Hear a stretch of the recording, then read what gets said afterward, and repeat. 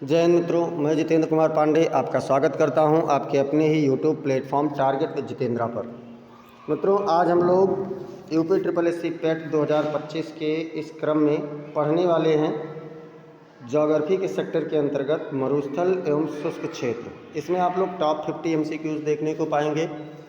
इससे पहले भी बहुत सारी क्लासेज आप लोगों को प्रोवाइड कराई जा चुकी हैं। यदि अब तक आप लोगों ने उन समस्त क्लासेस को नहीं देखा है तो UP triple S C PET 2025 के नाम से आप लोगों को प्लेलिस्ट बना दिया गया है। आप उसमें जा कर के समस्त क्लासेस देख सकते हैं और अपनी जानकारी को बूस्ट कर सकते हैं। परीक्षा से पहले वाली परीक्षा के तरीके का प्रश्न लिया गया है, बहुत ही शानदार प्रश्न है। अगर अब तक आप लोगों ने चैनल को सब्सक्राइब नहीं किया है तो चैनल को सब्सक्राइब कर लीजिए, बेल आइकन दबा दीजिए, जिससे आने वाली समस्त इंपॉर्टेंट क्लास की अपडेट आपको मिलती रहे। साथ ही साथ क्लास को लाइक करके अपने मित्रों के पास इसे शेयर कर दीजिए। और चलिए हम शुरुआत करते हैं पहले प्रश्न से। पहला प्रश्न है मित्रों, थार मरुस्थल का अधिकांश भाग किस राज्य में स्थित है? थार मरुस्थल का विस्तार भारत में भी है और पाकिस्तान में भी है। तो यहाँ पर प्रश्न है कि थार मरुस्थल का अधिकांश भाग किस राज्य में स्थित है? गुजरात में है या राजस्थान में है या फिर पंजाब में है या हरियाणा में है? तो मित्रों, थार मरुस्थल का अधिकांश भाग कहाँ पर है? तो राजस्थान में है। बी वाला विकल्प आपका बिल्कुल सही उत्तर हो जाएगा। प्रश्न संख्या 2 कह रहा है कि थार मरुस्थल को और किस नाम से जाना जाता है? ऑप्शन ए है ग्रेट इंडियन डिजर्ट या गोल्डन डेजर्ट या इंडो गंगेटिक डेजर्ट या फिर पंजाब डेजर्ट। तो मित्रों, जो थार मरुस्थल है इसको और अन्य नाम से ग्रेट इंडियन डेजर्ट के नाम से भी जाना जाता है। ए वाला विकल्प आपका बिल्कुल सही उत्तर हो जाएगा। प्रश्न संख्या 3 कह रहा है कि राजस्थान में मरुस्थलीकरण का मुख्य कारण क्या है? राजस्थान में मरुस्थलीकरण का मुख्य कारण क्या है?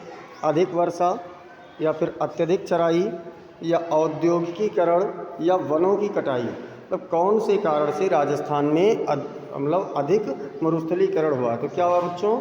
मित्रों, इसमें हुआ है वनों की कटाई। यहाँ पर वनों की कटाई बहुत तेज़ी से हुआ, जिस वजह से मरुस्थलीकरण हो गया। धीरे धीरे क्या हुआ? बारिश की कमी होती गई।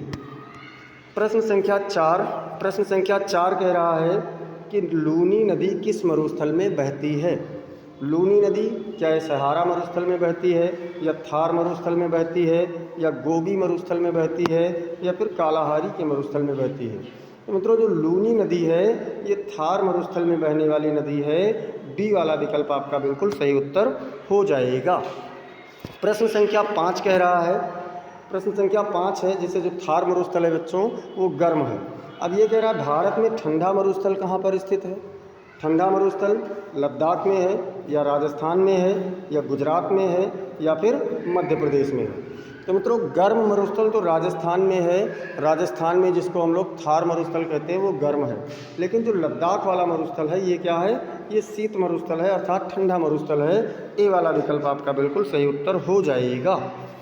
प्रश्न संख्या 6 कह रहा है मित्रों कि लद्दाख के ठंडे मरुस्थल में मुख्यतः किस प्रकार की जलवायु होती है? कैसी जलवायु होती है लद्दाख वाले में? उष्णकटिबंधीय या फिर शुष्क व ठंडी या फिर आर्द्र या फिर मानसूनी? तो मित्रों, जो लद्दाख के ठंडे मरुस्थल में जलवायु है वो शुष्क एवं ठंडी जलवायु है। बी वाला विकल्प आपका बिल्कुल सही उत्तर हो जाएगा। प्रश्न संख्या 7 कह रहा है कि सहारा मरुस्थल किस महाद्वीप में है? सहारा का मरुस्थल कौन सी महाद्वीप में है मित्रों? क्या है एशिया महाद्वीप में है या अफ्रीका महाद्वीप में है या फिर ऑस्ट्रेलिया महाद्वीप में है या फिर दक्षिण अमेरिका महाद्वीप में है? तो मित्रों, जो सहारा मरुस्थल है ये कहाँ पर है? ये अफ्रीका महाद्वीप में है। बी वाला विकल्प आपका बिल्कुल सही उत्तर हो जाएगा। प्रश्न संख्या 8 कह रहा है कि विश्व का सबसे बड़ा गर्म मरुस्थल कौन सा है? सबसे बड़े गर्म मरुस्थल की बात हो रही है। क्या ये सहारा का मरुस्थल है या फिर थार मरुस्थल है या कालाहारी मरुस्थल है या गोबी मरुस्थल है? कौन सा मरुस्थल है मित्रों? तो अगर हम बात करें कि विश्व का सबसे बड़े गर्म मरुस्थल के बारे में तो ये आपका है सहारा मरुस्थल। ए वाला विकल्प आपका बिल्कुल सही उत्तर हो जाएगा। प्रश्न संख्या 9 कह रहा है कि कालाहारी मरुस्थल किस देश में मुख्यतः स्थित है? कालाहारी मरुस्थल की बात हो रही है, क्या ये बोत्सवाना में है या नामीबिया में है या दक्षिण अफ्रीका में है या फिर जाम्बिया में है? सबसे ज़्यादा कहाँ पर इसका विस्तार है मित्रों?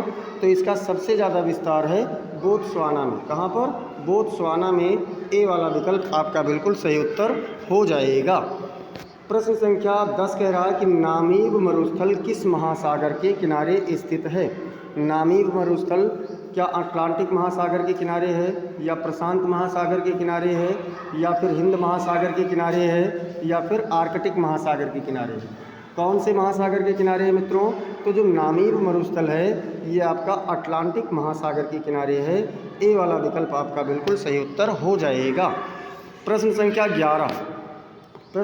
11 कह रहा है कि गोबी मरुस्थल किन दो देशों के बीच में फैला हुआ है? गोबी की बात हो रही है, चीन और मंगोलिया या रूस और चीन या भारत और पाकिस्तान या फिर कजाकिस्तान और मंगोलिया? तो मित्रों जो गोबी का मरुस्थल है ये चीन और मंगोलिया में फैला हुआ है। ए वाला विकल्प आपका बिल्कुल सही उत्तर हो जाएगा। प्रश्न संख्या 12 कह रहा है कि अटाकामा मरुस्थल किस देश में स्थित है? अटाकामा मरुस्थल कहाँ पर है? क्या ये पेरू में है या चिली में है या अर्जेंटीना में है या फिर बोलीविया में है? तो मित्रों ये सारे देश आपके जो हैं ये दक्षिण अमेरिका महाद्वीप के हैं। और कहाँ पर है अटाकामा? अटाकामा आपका है चिली में। बी वाला विकल्प आपका बिल्कुल सही उत्तर हो जाएगा। प्रश्न संख्या 12 तक हो चुका है मित्रों। और अगर अब तक आप लोगों ने क्लास को लाइक नहीं किया है तो क्लास को लाइक कर दीजिए, शेयर भी इसे करते रहें और आंसर भी आप लोग करते रहें। अब प्रश्न संख्या 13 कह रहा है कि अटाकामा मरुस्थल विश्व का कैसा मरुस्थल है? सबसे ठंडा मरुस्थल या फिर सबसे शुष्क मरुस्थल या फिर सबसे गर्म मरुस्थल या फिर सबसे ऊंचा मरुस्थल? कैसा मरुस्थल है मित्रों अटाकामा? तो अटाकामा सबसे शुष्क मरुस्थल है। डी वाला विकल्प आपका बिल्कुल सही उत्तर हो जाएगा। प्रश्न संख्या 14 कह रहा है मित्रों कि मोजावे मरुस्थल कहाँ स्थित है? मोजावे क्या ये कनाडा में स्थित है या अमेरिका में स्थित है या ऑस्ट्रेलिया में स्थित है या फिर मैक्सिको में स्थित है? तो मित्रों जो मोजावे मरुस्थल है ये कहाँ पर है? ये अमेरिका में है। अमेरिका अर्थात उत्तरी अमेरिका महाद्वीप। प्रश्न संख्या 15 कह रहा है कि ग्रेट विक्टोरिया डेजर्ट किस देश में है? ग्रेट विक्टोरिया डेजर्ट मतलब कि ग्रेट विक्टोरिया जो आपका रेगिस्तान है ये कहाँ पर है? ऑस्ट्रेलिया में है या फिर दक्षिण अफ्रीका में है मित्रों या अर्जेंटीना में है या ब्राज़ील में है? तो जो ग्रेट विक्टोरिया है मित्रों ये कहाँ पर है? ये ऑस्ट्रेलिया में है। ए वाला विकल्प आपका बिल्कुल सही उत्तर हो जाएगा। प्रश्न संख्या 16 कह रहा है कि सिम्पसन डेजर्ट किस देश में है? सिम्पसन डेजर्ट ऑस्ट्रेलिया में है या अमेरिका में है या चिली में है या फिर नामीबिया में है? सिम्पसन डेजर्ट की बात हो रही है मित्रों और सिम्पसन डेजर्ट आपका कहाँ पर है? ऑस्ट्रेलिया में है। ए वाला विकल्प सही उत्तर हो जाएगा। प्रश्न संख्या 17 है टकला मकान मरुस्थल कहाँ स्थित है? टकला मकान मरुस्थल क्या चीन में है या मंगोलिया में है या ईरान में है या फिर कजाकिस्तान में है? तो मित्रों जो टकला मकान मरुस्थल है ये कहाँ पर है? ये चीन में है। ए वाला विकल्प आपका बिल्कुल सही उत्तर हो जाएगा। प्रश्न संख्या 18 है कौन सा मरुस्थल डेथ वैली के पास में है?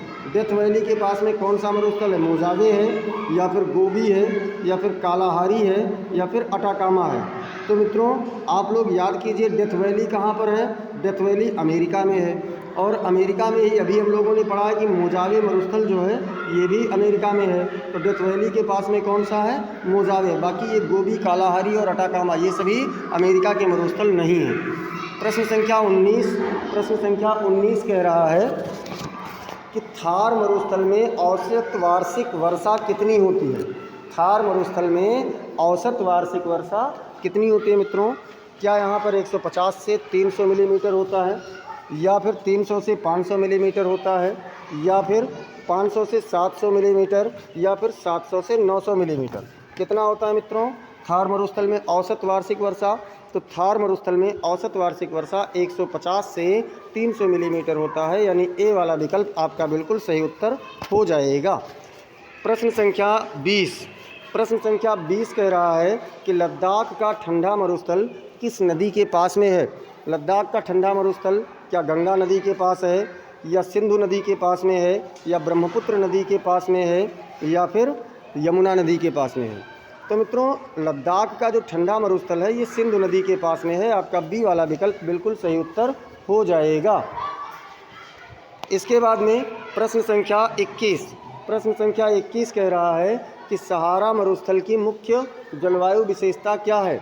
दिन में अत्यधिक गर्मी और रात में ठंड होता है, या फिर हमेशा ठंडा मौसम रहता है, या भारी वर्षा होती है, या मानसून रहता है? तो मित्रों जो सहारा मरुस्थल है, सहारा मरुस्थल कहाँ का है? तो यह है अफ्रीका महाद्वीप का। और यहाँ पर होता क्या है, दिन में अत्यधिक गर्मी होती है और रात में ठंड होती है। तो कौन सा विकल्प सही होगा मित्रों? इसमें आपका ए वाला विकल्प बिल्कुल सही उत्तर हो जाएगा। प्रश्न संख्या 22 कह रहा है कि अटाकामा मरुस्थल में वर्षा की कमी का कारण है, मतलब कौन सी कारण है अटाकामा मरुस्थल में वर्षा का कमी का? क्या ऊंचाई ज़्यादा है, या ठंडी समुद्री धारा है, या फिर मानसून का प्रभाव है, या फिर भू आकृति है? तो मित्रों जो अटाकामा मरुस्थल है यहाँ पर ठंडी समुद्री धारा के कारण यहाँ पर बारिश नहीं हो पाती है, इसलिए कौन सा विकल्प सही होगा? तो बी वाला विकल्प सही उत्तर हो जाएगा। प्रश्न संख्या 23। रेगिस्तान की रेत का लाल पीला रंग किसके कारण होता है? जो लाल और हल्का पीला रंग का कारण है रेगिस्तान की रेत, वो किस कारण से होता है? वो किस कारण से होता है? क्या सिलिका से होता है, या लोहा ऑक्साइड से, या कैल्शियम कार्बोनेट से, या फिर मैग्नीशियम से? तो मित्रों किस कारण से होता है? किस कारण से होता है? लोहा ऑक्साइड अर्थात आयरन ऑक्साइड की अधिकता के कारण। बी वाला विकल्प आपका बिल्कुल सही उत्तर हो जाएगा। प्रश्न संख्या 24। प्रश्न संख्या 24 कह रहा है कि थार मरुस्थल में पाई जाने वाली प्रमुख वनस्पति है, कौन सी है मित्रों? क्या शीतोष्ण वन है, या मरुस्थलीय झाड़ियाँ हैं, या मानसूनी जंगल है, या फिर सदाबहार वन है? तो मित्रों बात किसकी हो रही है? थार मरुस्थल की। तो जाहिर सी बात है कि वहाँ पर मरुस्थलीय झाड़ियाँ ही होंगी। बी वाला विकल्प आपका सही उत्तर हो जाएगा। वहाँ मानसूनी जंगल या शीतोष्ण वन या फिर सदाबहार वन नहीं होते हैं। प्रश्न संख्या 25। प्रश्न संख्या 25 कह रहा है कि कालाहारी मरुस्थल की प्रमुख जनजाति है, कौन सी है? पिम्पी है, पिग्मी है, या बंटू है, या बुशमैन है, या फिर मसाई है? मित्रों कालाहारी मरुस्थल की जनजाति के बारे में पूछ रहे हैं, तो कौन सी जनजाति है इसमें? बुशमैन है। सी वाला विकल्प आपका बिल्कुल सही उत्तर हो जाएगा। प्रश्न संख्या 26। प्रश्न संख्या 26 कह रहा है मित्रों कि नामीब मरुस्थल किस कारण प्रसिद्ध है? नामीब का जो मरुस्थल है ये किस कारण से प्रसिद्ध है? ऊँट पालन के लिए, या दुनिया के सबसे ऊंचे रेत के टीलों के लिए, या सबसे ठंडा मरुस्थल के लिए, या फिर चांदी की खान के लिए? जो आपका नामीब मरुस्थल है मित्रों ये किस लिए है? तो ये आप लोगों का है दुनिया के सबसे ऊंचे रेत टीलों के लिए फेमस है। बी वाला विकल्प आपका बिल्कुल सही उत्तर हो जाएगा। मित्रों अब हम चलते हैं प्रश्न संख्या 27 पर। और अगर अब तक आप लोगों ने क्लास को लाइक नहीं किया है तो क्लास को लाइक कर दीजिए, शेयर भी कर दीजिए। और चलिए हम लोग देखते हैं कि क्या है 27वां प्रश्न। गोबी मरुस्थल का तापमान किस प्रकार का होता है? हमेशा गर्म रहेगा, या सर्दियों में अत्यधिक ठंड होगी, या फिर हमेशा ठंडा होगा, या मानसूनी प्रभाव होगा? बात कर रहे हैं गोबी मरुस्थल की। तो मित्रों यहाँ पर सर्दियों में अत्यधिक ठंड होती है। बी वाला विकल्प आपका बिल्कुल सही उत्तर हो जाएगा। चलिए देखते हैं प्रश्न संख्या 28 क्या कह रहा है। प्रश्न संख्या 28 कह रहा है मित्रों कौन सा मरुस्थल मुख्य रूप से हिमाच्छादित है? कौन सा मरुस्थल मुख्य रूप से हिमाच्छादित है? क्या गोबी मरुस्थल है, या अंटार्कटिका मरुस्थल है, या कालाहारी मरुस्थल है, या फिर थार मरुस्थल है? तो मित्रों इसमें जो आप लोगों का अंटार्कटिका मरुस्थल है, अंटार्कटिका महाद्वीप के बारे में आप लोगों ने सुना होगा, जो कि लगभग इसका 98% भूभाग बर्फ से ही ढका हुआ है, हिमाच्छादित है। बी वाला विकल्प आपका बिल्कुल सही उत्तर हो जाएगा। प्रश्न संख्या 29। प्रश्न संख्या 29 कह रहा है मित्रों कि अंटार्कटिका को मरुस्थल क्यों कहा जाता है? कम वर्षा के कारण, या फिर बर्फीले तूफान के कारण, या अत्यधिक ठंड के कारण, या ध्रुवीय स्थिति के कारण? किस कारण से इसे मित्रों कहा जाता है अंटार्कटिका को मरुस्थल? तो अंटार्कटिका को मरुस्थल बहुत कम वर्षा के कारण कहा जाता है। यहाँ पर वर्षा बहुत कम होती है। ए वाला विकल्प आपका बिल्कुल सही उत्तर हो जाएगा। प्रश्न संख्या 30 कह रहा है कि भारत में मरुस्थलीकरण को रोकने के लिए कौन सी परियोजना चलाई जाती है? कौन सी परियोजना चलाई जाती है मित्रों? मरुस्थल विकास कार्यक्रम, या गंगा एक्शन प्लान, या फिर जल जीवन मिशन, या नमामि गंगे? तो मित्रों, मरुस्थलीकरण को रोकने के लिए मरुस्थल विकास कार्यक्रम भारत सरकार के द्वारा चलाया जाता है। ए वाला विकल्प आपका सही उत्तर हो जाएगा। प्रश्न संख्या 31 कह रहा है कि लूनी नदी का पानी कहाँ जाकर समाप्त हो जाता है? अरब सागर में, या खंभात की खाड़ी में, या कच्छ का रण में, या फिर सिंधु नदी में? तो मित्रों, जो लूनी नदी है ये मरुस्थल से होते हुए आती है, लेकिन जैसे ही ये कच्छ के रण में पहुंचती है तो इसका पानी वहीं पर समाप्त हो जाता है। सी वाला विकल्प आपका सही उत्तर हो जाएगा। प्रश्न संख्या 32 कह रहा है कि थार मरुस्थल का विस्तार पाकिस्तान में किस नाम से जाना जाता है? चोलिस्तान, या फिर बलूचिस्तान, या पंजाब डेजर्ट, या सिंधु डेजर्ट? किस नाम से इसे मित्रों पाकिस्तान में जाना जाता है?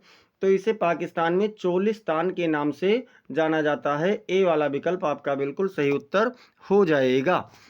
प्रश्न संख्या 33 कह रहा है मित्रों कि लद्दाख के मरुस्थल में किस प्रकार की कृषि पाई जाती है? मानसूनी कृषि, या सिंचित कृषि, या वर्षा आधारित कृषि, या फिर मिश्रित कृषि?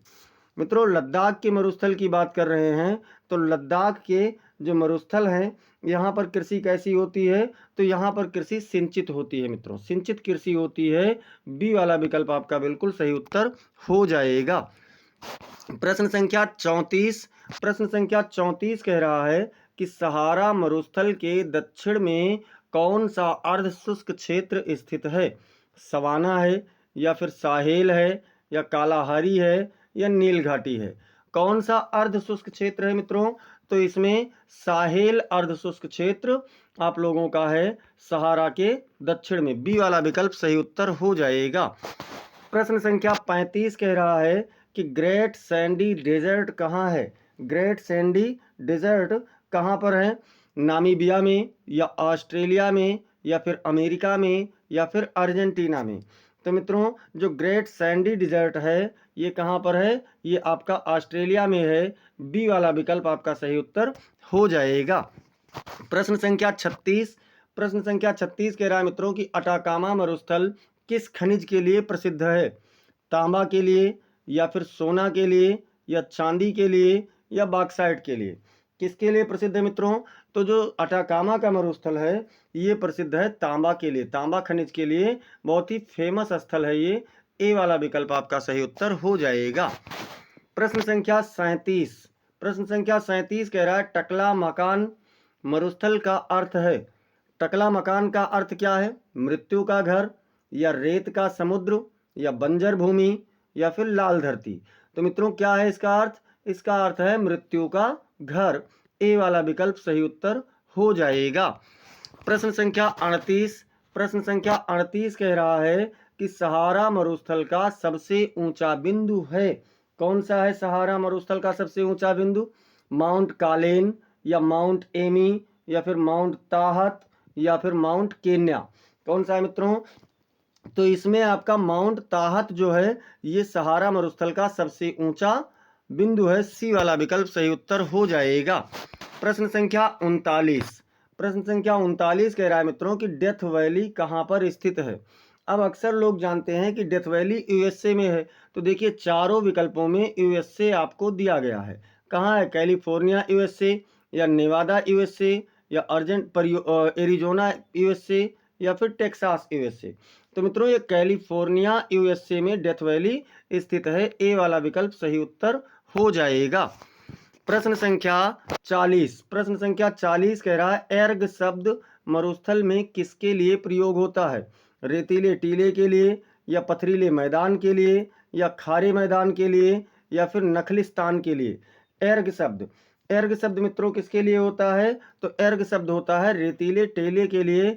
ए वाला विकल्प आपका सही उत्तर हो जाएगा। प्रश्न संख्या 40 तक हो चुका है मित्रों। और अगर अब तक आप लोगों ने क्लास को लाइक नहीं किया है तो क्लास को लाइक कर दीजिए और साथ ही साथ आप इसे शेयर भी करते रहें अपने मित्रों के पास में। प्रश्न संख्या 41 कह रहा है रेग शब्द का अर्थ है। रेग शब्द का क्या अर्थ है? पथरीला मरुस्थल या रेतीला टीला या खारा मैदान या फिर बर्फीला क्षेत्र। तो मित्रों जो रेग शब्द है ये पथरीला मरुस्थल के लिए होता है।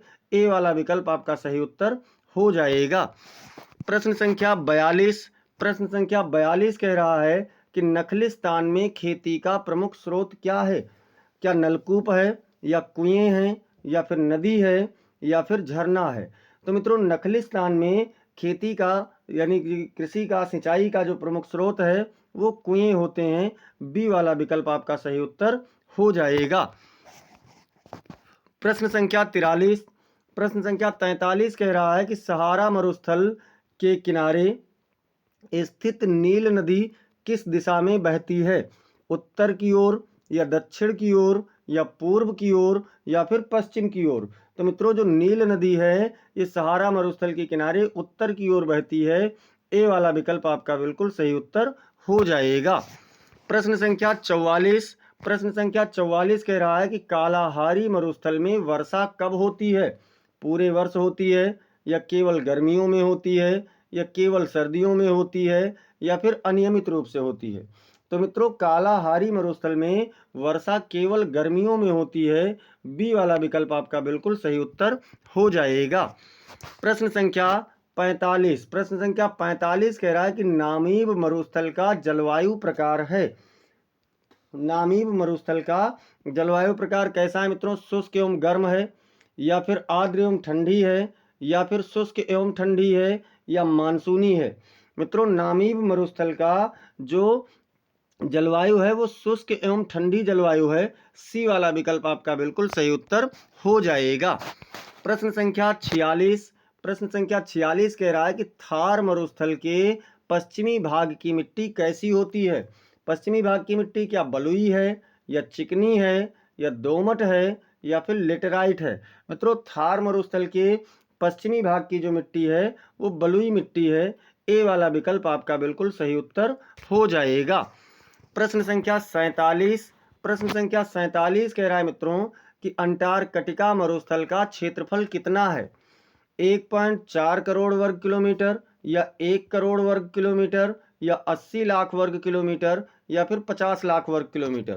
तो मित्रों अंटार्कटिका मरुस्थल का जो क्षेत्रफल है वो 1.4 करोड़ वर्ग किलोमीटर है। ए वाला विकल्प सही उत्तर हो जाएगा। प्रश्न संख्या 48। प्रश्न संख्या 48 कह रहा है कि विश्व का सबसे छोटा मरुस्थल कौन सा है? कारक्रास है या नामीब है या मोजावे है या फिर चोलिस्तान है? तो मित्रों सबसे छोटा मरुस्थल जो है वो कौन सा है? कारक्रास है। ए वाला विकल्प आपका सही उत्तर हो जाएगा। प्रश्न संख्या 49। प्रश्न संख्या 49 कह रहा है कि भारत का मरुस्थल महोत्सव कहाँ आयोजित होता है? भारत का मरुस्थल महोत्सव कहाँ होता है मित्रों? जैसलमेर में या बीकानेर में या जोधपुर में या फिर अजमेर में? तो जो इसका भारत का जो मरुस्थल महोत्सव है मित्रों ये होता है जैसलमेर में। ए वाला विकल्प आपका सही उत्तर हो जाएगा। प्रश्न संख्या 50। प्रश्न संख्या 50 क्या कह रहा है मित्रों कि थार मरुस्थल में पाए जाने वाले ऊंट का प्रमुख प्रकार है। मतलब कौन से प्रकार का ऊंट है? बैक्ट्रियन ऊंट या फिर ड्रामेड्री ऊंट या फिर लामा या फिर अल्पाका? तो मित्रों थार मरुस्थल में जो ऊंट पाए जाते हैं वो ड्रामेड्री ऊंट होते हैं। बी वाला विकल्प आपका सही उत्तर हो जाएगा। इस प्रकार से मित्रों हम लोगों ने 50 प्रश्नों की सीरीज़ देखी है। आप लोगों को ये प्रश्न कैसे लगे कमेंट में ज़रूर बताना। और अगर अब तक आप लोगों ने चैनल को सब्सक्राइब नहीं किया है तो चैनल को सब्सक्राइब कर लीजिए। सब्सक्राइब करने के साथ साथ आप लोग क्लास को लाइक भी कीजिए और इसे अपने मित्रों के पास अधिक से अधिक शेयर करिए। और कमेंट सेक्शन में ज़रूर बताइए कि आपके कुल कितने प्रश्न सही गए और आप लोगों को प्रश्नों की ये सीरीज कैसी लगी। अगर किसी प्रकार का कोई सुझाव है सजेशन है तो उसे भी बताएं। अगले टॉपिक के बारे में भी आप रिकमेंड करते रहिए। मिलते हैं फिर अगली क्लास में। तब तक के लिए जय हिंद, जय भारत।